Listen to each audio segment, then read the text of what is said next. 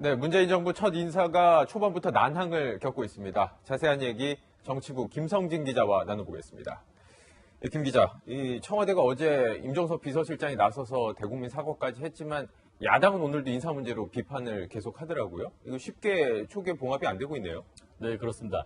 이낙연 국무총리 후보자를 비롯해서 지금 3명의 후보자가 지금 위장 전입 문제에 발목이 잡혀 있습니다. 네. 지금 이게 문재인 대통령이 내세웠던 그런 기준 때문에 논란이 되고 있는 것인데, 과연 우리 국민들은 어떻게 생각하고 있을까? 일단은 저희 여론조사 기관에서 한번 그걸 지난 25일부터 이틀간 네. 여론조사를 해봤습니다. 했더니 우리 국민 67.1%가량은 그래도 이 정도 문제는 그냥 넘어가도 되는 거 아니냐. 국회 임명에는 문제가 없을 것 같다. 라는 얘기를 했습니다.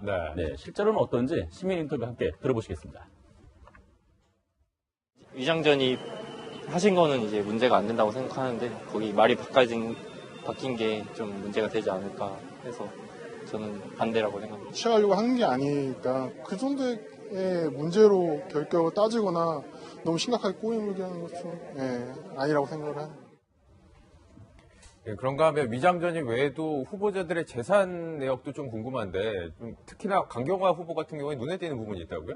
네, 그렇습니다. 보신 것처럼 강경화 외교부 장관 후보자 같은 경우에는 지금 재산 신고를 했는데 네. 본인 명의의 지금 관악구 봉천동의 주택 2억 8천만 원 정도의 그런 본인 소유가 있고요. 네. 그리고 예금, 현금으로 한 8억 4천 정도를 갖고 있다 얘기를 했는데 지금 보시는 것처럼 가족 전체 재산은 34억 정도가 되는 겁니다. 그래서 네. 상당히 많은 금액인데 또 좀 꼼꼼히 들어봤더니 앞서 우리 기사에도 나왔다시피 지금 거제에 두 딸 소유의 1억 6천만 원 가량의 지금 자택이 있습니다. 네. 보시는 것처럼 컨테이너 가건물 형태에 있었고요. 이 부분이 지금 증여세 논란이 두어졌던 바로 그러니까 그 주택입니다. 네. 이 주택을 증여를 하는 과정에서 내야 될 세금을 이제 내지 않았다. 뒤늦게 냈다는 것으로 그래서 논란이 그렇게 되는 거죠. 했던 얘기고요. 자, 다음에 또 눈에 띄는 또 그런 이색 재산들이 있습니다. 어떤 것이 있냐 봤더니 이 예산들은 모두 강경화 후보자 소유가 아니고 네. 배우자인 저 일병 연세대 교수, 명예 교수 소유인데 요트가 한 척이 있고요. 그리고 수상 오토바이 한 대, 특이한 점이 또 일반 오토바이가 4대가 있습니다. 그래서 배우자인 이일병 교수를 비롯해서 두 딸이 또 2대씩 그런 식으로 해서 오토바이를 갖고 있는데 나름대로 이렇게 여러 가지 여가 활동을 즐기기 위한 이런 눈에 띄는 그런 재산들도 이번에 확인이 됐습니다. 네. 지금 보면 이일병 같은 경우는 지금 명예퇴직을 하고 지금 정년퇴직을 한 다음에 거제도 이 별장을 주로 이용을 하고 있다고 해요. 자택 이동하고 있다는데 현재 그 이장의 얘기를 한번 들어보시겠습니다. 2016년도에 네. 그 전입신고 때가 있습니다. 어제도 내려오셔가지고 자주 빕니다. 짜님은 전 못 봤어요. 처음에 오실 적에 요트 까고 내려와가지고 게루장이 없다 보니까 다시 원래 있던데 다시 끌고 올라가 버렸어요. 네, 거제 그 주택의 이장의 얘기를 들어보면 작년에 전입신고를 했고 네. 이일병 교수는 일주일에 2-3번씩 꾸준히 내려오고 있다. 상당히 머무르고 있는데 그런데 정작 이 주택의 소유주인 두 딸은 본 적이 없다 얘기를 하고 있고요. 그리고 요트는 지금 거제 쪽에 계류장이 없다 보니까 부산 요트 선착장을 주로 이용을 하고 있다. 그렇게 설명을 하고 있습니다. 네. 이 다른 후보 재산도 좀 살펴볼까요? 김상조 공정거래위원장 후보자 같은 경우에는 주식 전량을 모두 매각을 했군요. 네, 그렇습니다. 김상조 후보자 같은 경우는 삼성전자나 현대차, 포스코 같은 주식 한 주씩을 갖고 있는 경우도 있었고요. 네. SK텔레콤이나 대우건설 같은 경우는 10주씩, 대략적으로 모두 합쳐가지고 한 800만 원 가량의 주식을 갖고 있었습니다. 그러니까 재벌 저격수답게 소액주주 활동을 꾸준히 해왔었고요. 그랬던 거죠. 그래서 경영 감시나 문제점 지적을 위해서는 주총을 참여해야 되는데 네. 주총에 참여하려면 주식을 갖고 있어야 되기 때문에 조금씩 갖고 있던 건데 공정위원장으로 임명되고 나서는 직무에 조금 영향성이 있다. 그래서 지난 19일에 전량 매각한 바 있습니다. 네, 그런가 하면은 지금 첫 민정비서관으로 임명된 백원우 전 의원도 지금 구설수에 오른 모양이군요. 네, 그렇습니다. 지금 재선 의원 출신인 백원우 전 의원이 비서관에 임명되면서 그 배경에 관심이 많이 쏠렸습니다. 그 당시에 청와대는 이렇게 발탁 배경을 설명했습니다.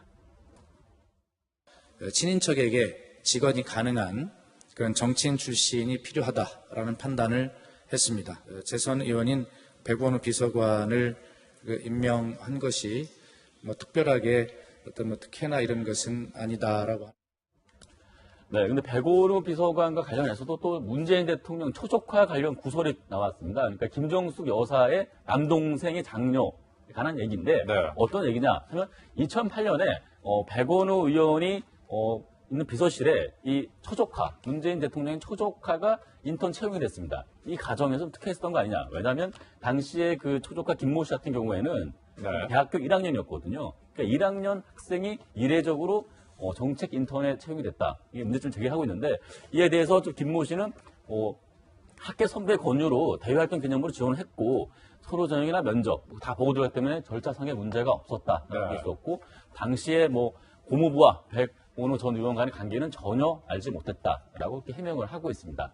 근데 문제는 김모 씨 관련 채용 의혹은 여기서 그치지 않고 있습니다. 지난 대선 기간에 국민의당이 이 김모 씨가 전해철 의원실 보좌관을 통해서 유명 치과 그룹의 홍보 담당자로 특혜 채용이 됐다라고 한 주장을 한 바가 있었거든요. 통보를 했었는데 그러다 보니까 백원호 지금 비서관과 네. 전해철 의원과의 관계가 뭐냐 궁금증이 쏠리는데 노무현 정부 시절에 지금 백원호 지금 비서관 당시는 행정관이었고 민정수석실의 행정관 그리고 전해철 의원은 민정비서관이었습니다. 물론 두 사람이 근무한 시간은 다르지만 네. 이게 상관이 바로 문재인 당시 민정수석이었거든요. 그러다 보니까 친인척 비리를 관리해야 될 민정수석실에서 오히려 친인척을 챙겨준 거 아니냐 그런 의혹이 나오고 있는데 보다 명확한 사실관계는 조금 더 확인을 해서 드러날 필요가 있을 것 같습니다. 네, 마지막으로 오늘 문재인 대통령 주말 일정을 비웠었는데 SNS로 오늘 근황을 좀 공개를 했군요. 네, 그렇습니다. 요즘 최근에 소통을 강조하고 있는 문재인 대통령인데 지금 반려동물 관련해서 사진을 한 장 공개를 했습니다. 네. 보시는 것처럼 찡찡이 흔히 얘기해서 퍼스트캣이라 그러는데 고양이죠. 그래서 문재인 대통령이 키우는 고양이와 함께 지금 자택에 살짝 엿볼 수 있는 그런 그림이 나오고 있는데 네. 그래서 찡찡이가 지금 들어와 있고요. 그러면서 얘기했던 게 양산집에 있던 풍산개 마루를 지난 25일에 들어서 이제 마루가 공식적으로 이제 퍼스트독이 됐다. 이렇게 좀 설명을 하고 있습니다. 그리고 이런 여러 가지 소통하는 과정에서 네. 본인의 그런 사람 사는 모습, 청와대를 구중궁굴이 아니라 사람 사는 모습으로 계속 소통을 하겠다라는 의지를 보여주고 있는 면에서는 많은 좀 의미가 있는 것 같습니다. 네, 정치부 김성진 기자였습니다. 잘 들었습니다. 예, 다음 행선지는 잠시 후 5시부터 대규모 원탁 토론이 열리는 광화문 광장이었습니다. 예, 계속해서 세 분과 이야기를 나눠보겠습니다. 이 박원순 시장 정말 바쁘네요. 네, 오늘... 아세안 특사를 갔다가 돌아온 지 채 하루도 안 돼서 네. 대규모 원탁 토론 회의를 한다고 그러는데 이게 도대체 어떤 행사입니까? 일단 주제와 원탁 이게 둘 다 지금 문재인 정부랑 굉장히 코드가 잘 맞는 것 네. 같습니다.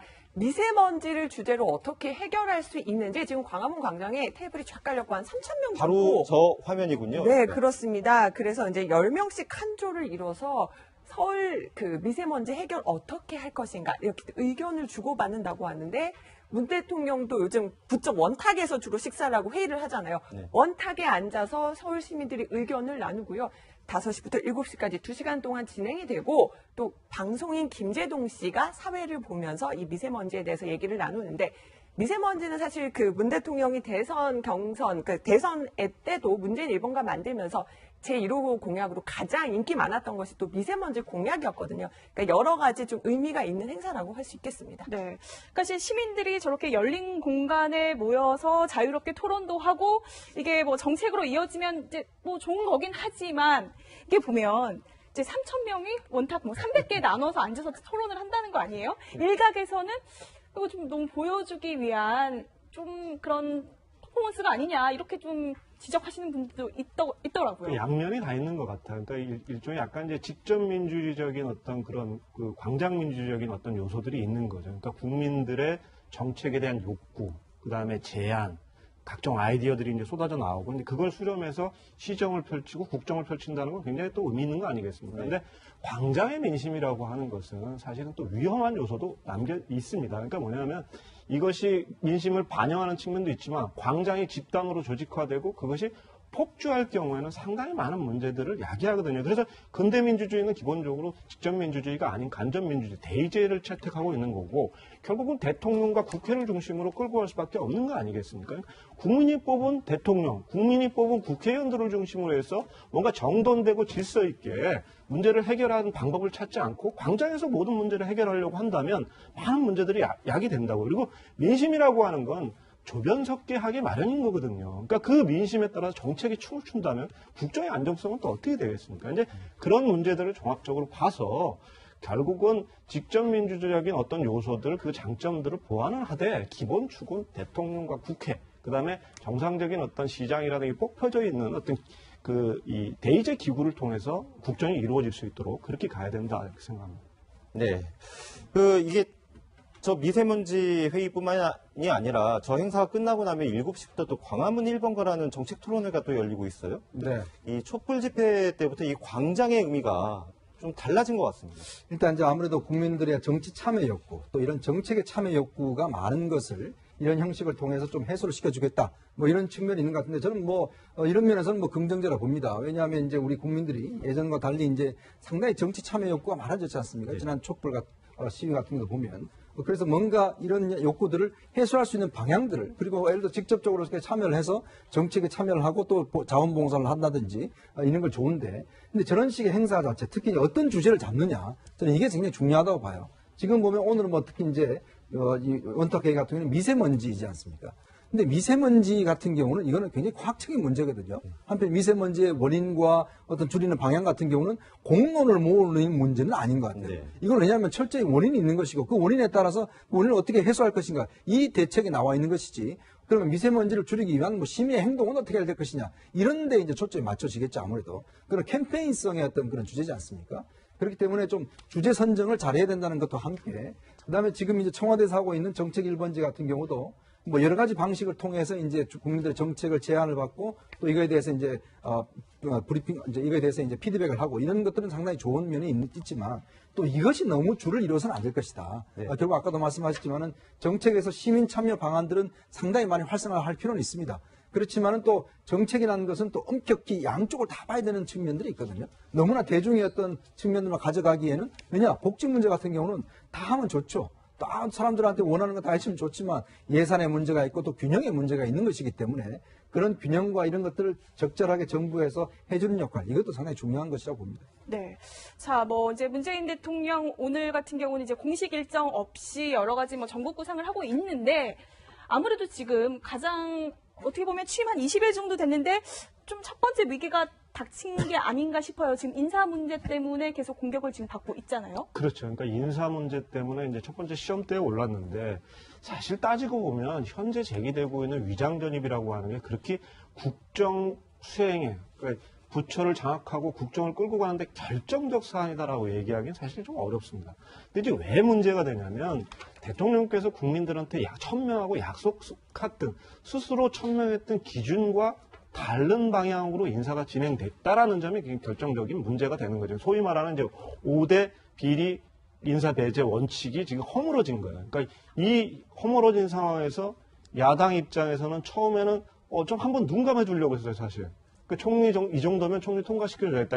이런 정도였고, 자유한국당 정도가 반대를 했고, 바른당 같은 경우도 그 김용태 의원 같은 경우는 신상 문제는 일체 얘기하지 않겠다. 정책 질문만 하겠다. 딱 이렇게 했거든요. 근데 그 김상조 이 후보자의 이제 위장전입 문제가 나오고, 그 앞에 얘기했던 이제 강경화 후보까지 다 해서 세 사람 다 세트로 이게 이제 문제가 되니까, 이렇게 되면 국회가 대통령이 정한 원칙이 허물어졌는데 국회가 존재해야 될 이유가 뭐냐, 이렇게 이제 방향이 선회되면서 그 상황이 좀 반전된 것 같아요. 그러니까 하여튼 주말 사이에 이 큰 가닥을 잡아야 되는 국면 아닌가 싶어요. 지금 방금 한우석 국장께서 문재인 대통령이 후보 시절에 얘기했던 5대 비리를 언급을 하셨는데, 정말 어떤 말을 했는지 저희가 들어보겠습니다.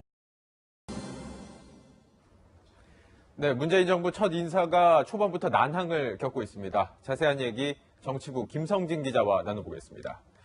네, 김 기자, 이 청와대가 어제 임종석 비서실장이 나서서 대국민 사과까지 했지만 야당은 오늘도 인사 문제로 비판을 계속하더라고요. 이거 쉽게 초기에 봉합이 안 되고 있네요. 네, 그렇습니다. 이낙연 국무총리 후보자를 비롯해서 지금 3명의 후보자가 지금 위장 전입 문제에 발목이 잡혀 있습니다. 네. 지금 이게 문재인 대통령이 내세웠던 그런 기준 때문에 논란이 되고 있는 것인데, 과연 우리 국민들은 어떻게 생각하고 있을까? 일단은 저희 여론조사 기관에서 한번 그걸 지난 25일부터 이틀간 여론조사를 해봤습니다. 했더니 우리 국민 67.1%가량은 그래도 이 정도 문제는 그냥 넘어가도 되는 거 아니냐. 국회 임명에는 문제가 없을 것 같다. 라는 얘기를 했습니다. 네. 실제로는 어떤지 시민 인터뷰 함께 들어보시겠습니다. 위장전입 하신 거는 이제 문제가 안 된다고 생각하는데 거기 말이 바뀐 게 좀 문제가 되지 않을까 해서 저는 반대라고 생각합니다. 취하려고 하는 게 아니니까 그 정도의 문제로 결격을 따지거나 너무 특이한 점이 또 일반 오토바이가 4대가 있습니다. 그래서 배우자인 이일병 교수를 비롯해서 두 딸이 또 2대씩 그런 식으로 해서 오토바이를 갖고 있는데 나름대로 이렇게 여러 가지 여가 활동을 즐기기 위한 이런 눈에 띄는 그런 재산들도 이번에 확인이 됐습니다. 네. 지금 보면 이일병 같은 경우는 지금 명예퇴직을 하고 지금 정년퇴직을 한 다음에 거제도 이 별장을 주로 이용을 하고 있다고 해요. 자택 이동하고 있다는데 현재 그 이장의 얘기를 한번 들어보시겠습니다.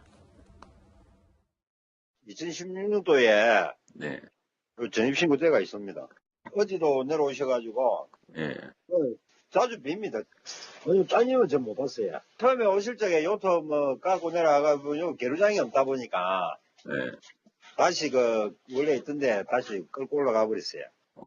네, 거제 그 주택의 이장의 얘기를 들어보면 작년에 전입신고를 했고 이일병 교수는 뭐 일주일에 2-3번씩 꾸준히 내려오고 있다. 상당히 머물고 있는데 그런데 정작 이 주택의 소유주인 두 딸은 본 적이 없다 얘기를 하고 있고요. 그리고 요트는 지금 거제 쪽에 계류장이 없다 보니까 부산 요트 선착장을 주로 이용을 하고 있다. 그렇게 설명을 하고 있습니다. 네. 이 다른 후보 재산도 좀 살펴볼까요?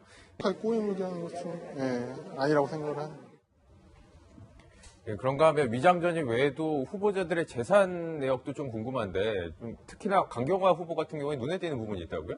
네, 그렇습니다. 보신 것처럼 강경화 외교부 장관 후보자 같은 경우에는 지금 뭐 재산 신고를 했는데 본인 명의의 지금 관악구 봉천동의 주택 2억 8천만 원 정도의 그런 본인 소유가 있고요. 그리고 예금을 현금으로 한 8억 4천 정도를 갖고 있다 얘기를 했는데 지금 보시는 것처럼 가족 전체 재산은 34억 정도가 되는 겁니다. 그래서 상당히 많은 금액인데 또 좀 꼼꼼히 들어갔더니 앞서 우리 기사에도 나왔다시피 지금 거제에 두 딸 딸 소유의 1억 6천만 원 가량의 지금 자택이 있습니다. 보시는 것처럼 컨테이너 가건물 형태에 있었고요. 이 부분이 지금 증여세 논란이 두어졌던 바로 그 주택입니다. 이 주택을 증여를 하는 과정에서 내야 될 세금을 이제 뒤늦게 냈다는 그래서 그렇게 했던 얘기고요. 자, 다음에 또 눈에 띄는 또 그런 이색 재산들이 있습니다. 어떤 것이 있냐 봤더니 이 예산들은 모두 뭐 강경화 후보자 소유가 아니고 배우자인 저 이일병 연세대 교수, 명예 교수 소유인데 요트가 한 척이 있고요. 그리고 수상 오토바이 한 대. 김상조 공정거래위원장 후보자 같은 경우에는 주식 전량을 모두 매각을 했군요. 네, 그렇습니다. 김상조 후보자 같은 경우는 삼성전자나 현대차, 포스코 같은 주식 한 주씩을 갖고 있는 경우도 있었고요. SK텔레콤이나 대우건설 같은 경우는 10주씩, 대략적으로 모두 합쳐가지고 한 800만 원 가량의 주식을 갖고 있었습니다. 그러니까 재벌 저격수답게 소액주주 활동을 꾸준히 해왔었고요. 그래서 경영 감시나 문제점 지적을 위해서는 주총을 참여해야 되는데 주총에 참여하려면 주식을 갖고 있어야 되기 때문에 조금씩 갖고 있던 건데 공정위원장으로 임명되고 나서는 직무에 조금 영향성이 있다. 그래서 지난 19일에 전략 매각한 바 있습니다. 네, 뭐 그런가 하면은 지금 첫 민정비서관으로 임명된 백원우 전 의원도 지금 구설수에 오른 모양이군요. 네, 그렇습니다. 지금 재선 의원 출신인 백원우 전 의원이 비서관에 임명되면서 그 배경에 관심이 많이 쏠렸습니다. 그 당시에 청와대는 이렇게 발탁 배경을 설명했습니다. 친인척에게 직원이 가능한 그런 정치인 출신이 필요하다라는 판단을 했습니다. 재선 의원인 백원우 비서관을 임명한 것이 특별하게 어떤 특혜나 이런 것은 아니다라고. 네, 근데 백원우 비서관과 관련해서도 또 문재인 대통령 초조카 관련 구설이 나왔습니다. 그러니까 김정숙 여사의 남동생의 장녀에 관한 얘기인데 어떤 얘기냐 하면 2008년에 백원우 의원이 있는 비서실에 이 초조카, 문재인 대통령의 초조카가 인턴 채용이 됐습니다. 이 과정에서 특혜했던 거 아니냐. 왜냐하면 당시에 그 초조카 김모 씨 같은 경우에는 대학교 1학년이었거든요. 그러니까 1학년 학생이 이례적으로 정책 인턴에 채용이 됐다. 이게 문제점 제기하고 있는데 이에 대해서 김모 씨는 학계 선배 권유로 대외활동 개념으로 지원을 했고 서로 전형이나 면접 다 보고 들어갔기 때문에 절차상의 문제가 없었다. 이렇게 있었고 당시에 고무부와 백원우 전 의원 간의 관계는 전혀 알지 못했다라고 이렇게 해명을 하고 있습니다. 근데 문제는 김모 씨 관련 채용 의혹은 여기서 그치지 않고 있습니다. 지난 대선 기간에 국민의당이 이 김모 씨가 전해철 의원실 보좌관을 통해서 유명 치과 그룹의 홍보 담당자로 특혜 채용이 됐다라고 한 주장을 한 바가 있었거든요. 폭로를 했었는데 그러다 보니까 백원호 지금 비서관과 네. 전해철 의원과의 관계가 뭐냐 궁금.